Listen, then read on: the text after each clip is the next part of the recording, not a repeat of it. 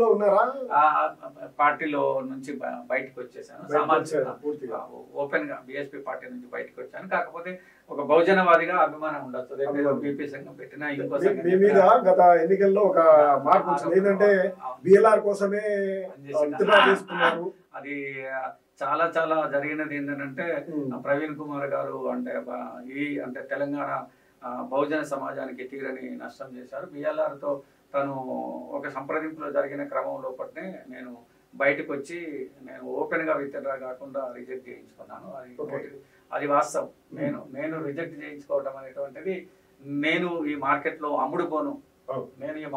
అమ్ముడుపోను అనే జీతంతో రిజెక్ట్ చేయించుకొని బయటకు వచ్చాను. విత్డ్రా చేసుకుంటే ఆటోమేటిక్ గా ఒక సంప్రదింపులో జరిగే అవకాశం ఉంటది. అది ప్రవీణ్ కుమార్ గారు ఒక తీరని ఉద్యమానికి నష్టం చేసిండ్రు. అందులో నేను భాగస్వామి కాకుండా బయటకు వచ్చాను కాబట్టి మా పిల్లలు నన్ను మిస్అండర్స్టాండింగ్ లోపల ఏదో లోపాయికారి ఆర్థిక లావాదేవీలు జరిగినాయి అనేటువంటి విషయం తెలుసు. ఇంకొక విషయం ఏంటంటే బిఎల్ఆర్ గారు 2-3 కార్యక్రమాలు నాతో ఇనాగ్రేషన్ చేయించారు. ఆయన ఒక అంబులెన్స్ పెట్టాడు, దాన్ని నేనే ఇనాగ్రేషన్ చేశాను. వాళ్ళ నాన్నది పెట్టాడు. సో దాన్ని నేను బిఎల్ఆర్ గారి సేవా కార్యక్రమంలో 3 సేవా కార్యక్రమాలు నా చేత నుంచే జరిగే క్రమం లోపల ఆయన సేవ చేశాడు. అప్పుడు ఎమ్మెల్యే కాదు కాబట్టి తను సేవ చేస్తున్నాడు కాబట్టి ఎవరు సేవ చేసినా వాళ్ళని మనం గుర్తించాల్సిన అవసరం ఉంటుంది. సేవా కార్యక్రమాలు ఆయన చేస్తున్నాడు, ఆయనను గుర్తించిన మాట వాస్తవం, ఆయనను ఇష్టపడ్డమాట వాస్తవం. కాబట్టి అప్పుడు ఇష్టపడ్డాడు, ఇప్పుడు రిజెక్ట్ అయినాడు కాబట్టి ఆర్థిక లావాదేవీలు ఉన్నాయి అనేటువంటిది మనోవాకాయ కర్మలతో చెప్తున్నా. నేను నమ్మిన సిద్ధాంతం పిల్లలతో చెప్తున్నా. బిఎల్ఆర్ గారి ద్వారా నేను ఒక్క రూపాయి కూడా తీసుకోలేదు. అయితే అందులో ఆ చట్టంలో చూపించే ప్రయత్నం ప్రవీణ్ కుమార్ గారు చేశారు. నేను బయటకు వచ్చేసాను. దాని కారణంగానే నేను అభిమానిని తప్ప అఫీషియల్ గా నేను దేంట్లో లేను, ఏ కమిటీలో లేను అనేటువంటిది మిర్యాలగూడ ప్రజలందరికీ. బీఎస్పీలో నేను క్రియాశీలక వ్యక్తిగా లేను.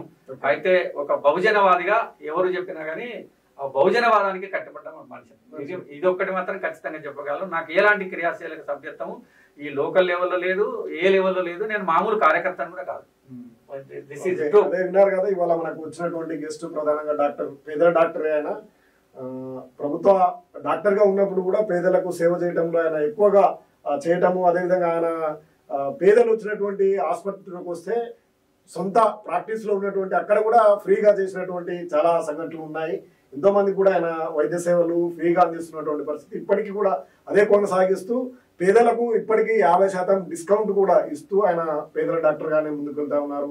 సామాజిక ఉద్యమాలు కూడా క్రియాశీలక పాత్ర పోషించి ఇందాక చెప్పినట్టుగా వచ్చినటువంటి చిన్న సమస్యల వల్ల బిఎస్పీ కూడా దూరమైనట్టు, ప్రవీణ్ కుమార్ చేసినటువంటి కొన్ని వైఖరుల వల్ల దూరమైనట్టు కూడా మనకు బెల్ టీవీ తరఫున ఈ రోజు వెల్లడించడం జరిగింది. ఆయన మీద లేనిపోని అబండాలు కూడా చేసినటువంటి వారందరూ కూడా ఈ రోజు ఆయన స్పష్టంగా చెప్పడం జరిగింది. మరిన్ని అప్డేట్ కోసం చూస్తూనే ఉండండి బెల్ టీవీ.